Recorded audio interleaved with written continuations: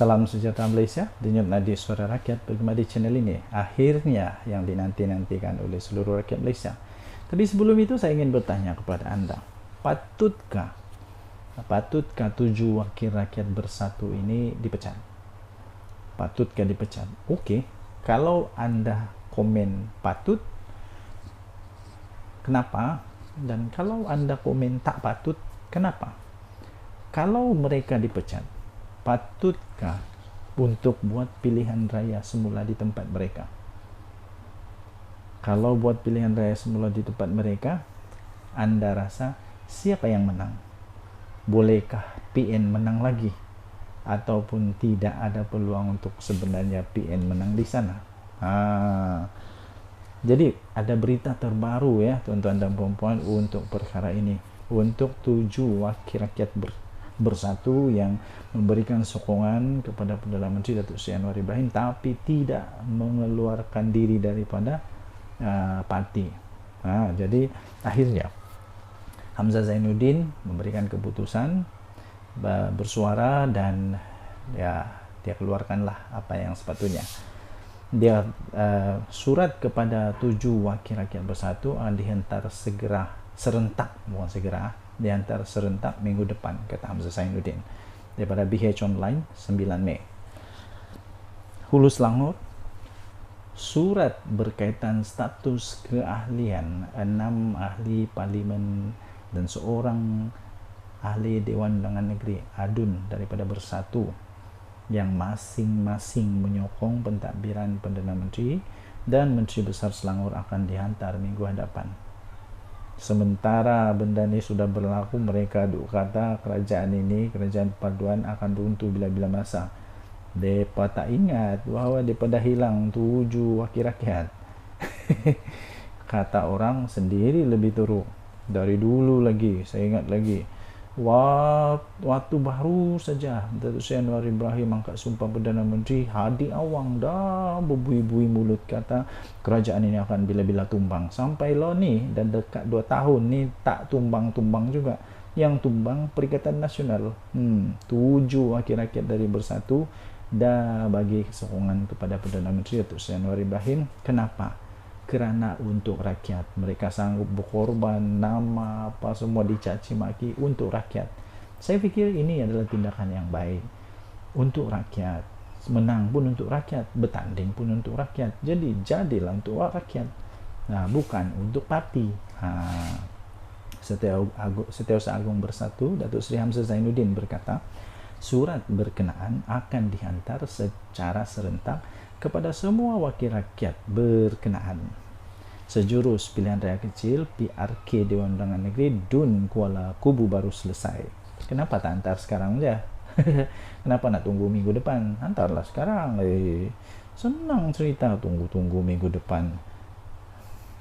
Beliau yang juga adalah ketua pembangkang menegaskan Bersatu antara lain dengan jelas dengan keputusan itu untuk menghentikan keahlian ahli Parlimen Labuan Datuk Suhaili Abdul Rahman yang menjadi antara wakil rakyat terawal menyokong pentadbiran Datuk Seri Anwar Ibrahim.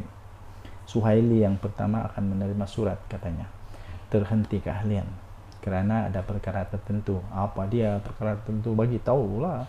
Memang sudah ada keputusan kita yang hanya mahu menunggu pengesahan daripada MPT, katanya. Tambahnya lagi, 2 lagi wakil rakyat bersatu, iaitu ahli Parlimen Tanjung Karang, Datuk Dr. Zulkifli Hanafi, dan ADUN Selat Kelang Datuk Abdul Rashid Asari yang berceramah di pentas ceramah Pakatan Harapan PH di Kuala Kubu Baru. Kalau mengikut perlembagaan, katanya, secara otomatik mereka, iaitu Zulkifli dan Abdul Rashid ini, terhenti menjadi ahli Bersatu. Maka kita akan bawa juga untuk pengesahan di MPT nanti, katanya. Beliau yang juga adalah Setiausaha Agung Perikatan Nasional PN berkata demikian pada sidang media selepas menghadiri ceramah umum gabungan berkenaan dekat Badang Kali di sini malam tadi.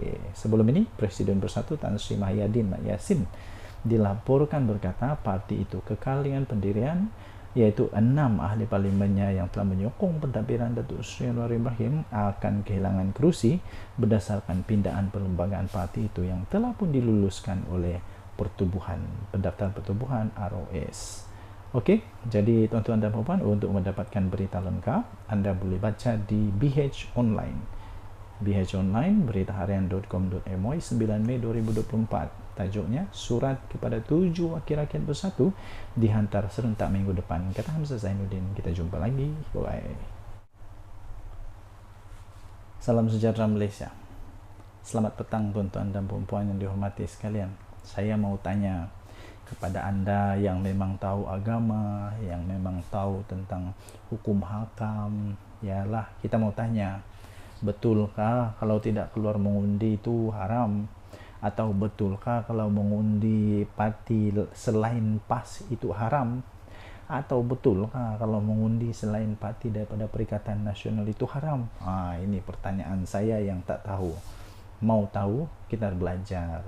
Janganlah pura-pura tahu kalau tak tahu.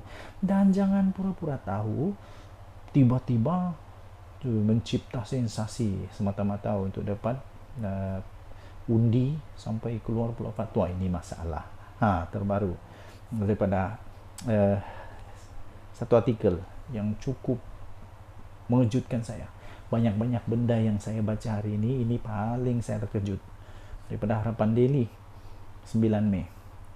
PAS bukan setakat penunggang profesional, tapi skema agama. Itu tajuk dia. Tajuk dia mengejutkan tahu, daripada Harapan Daily. PAS bukan setakat penunggang profesional, tapi skema agama. Kita baca sama-sama ya. Dulu pada PRK Tanjung Piai, yang berhormat Tuan Ibrahim, iaitu timbalan Presiden PAS, kata kena sokong calon Cina dan tolak calon Melayu walaupun Tok Imam. Itu di Tanjung Piai. Itulah saya kata, PAS ini ada penyakit lupa ingatan, terutamanya pemimpin-pemimpin dia, termasuklah Tuan Ibrahim, timbalan Presiden PAS. Waktu itu dia kata sokong calon Cina dan tolak calon Melayu walaupun Tok Imam. Kini di PRK Kuala Kubu Baru tiba-tiba ada perubahan ke? Di Kuala Kubu Baru katanya kena sokong calon Melayu PN, yang lawan calon Cina perpaduan, kerana calon Cina tidak solat dan keluar zakat. Bila ditanya, kalau calon PN bukan Melayu pula bagaimana? Kata Tuan Ibrahim, kita tengok apa yang kita hadapi sekarang lah. Katanya itu. Ciri-ciri calon yang Allah pilih, dia kata. Taqiyuddin Hasan, iaitu Setiausaha Agung PAS pula kata haram tak keluar mengundi, kerana katanya Haji Hadi telah hukumkan fardu ain. Wow. Macam mana pula dengan orang yang tidak dapat keluar mengundi kerana sakit di hospital dan sebagainya? Boleh tolong jelaskan? Ini bukan hanya penunggang agama profesional, tapi inilah skema dalam beragama. Banyak berlaku juga dalam bidang selain politik, kata tulisan ini, artikel ini. Dia kata lagi, jika hal ini tidak dilihat perbuatan keji, lama-kelamaan ajaran sesat dan bid'ah ini akan terus ditanam dalam pemikiran orang Melayu Islam, malah menjadi satu kebiasaan. Tulis artikel ini lagi. Dan ya, saya teruskan, PAS jadikan agama bahan sendaan dan gurauan, menghukum halal dan haram, ikut selera teka dan kepuasan kepentingan nafsu politik untuk menentang umat Islam yang lain. Dia kata lagi, tulisan ini lagi, dia kata, saya setuju Islam dijadikan panduan dan nilai terpenting membentuk akhlak ahli politik. Tetapi boros menunggang agama dalam strategi politik kerap sebabkan terbabas dan hulu seperti halnya Khawarij.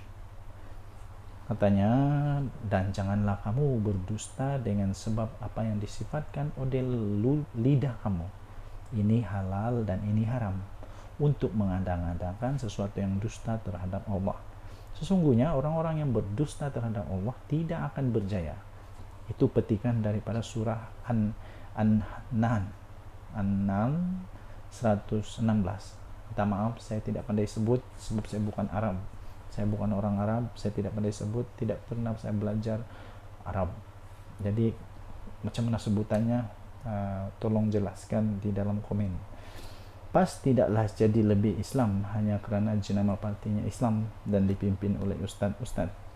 Dari segi pelaksanaan agenda Islam dalam negara, PAS gagal, tercorot dan makan gaji buta bila diberi kuasa.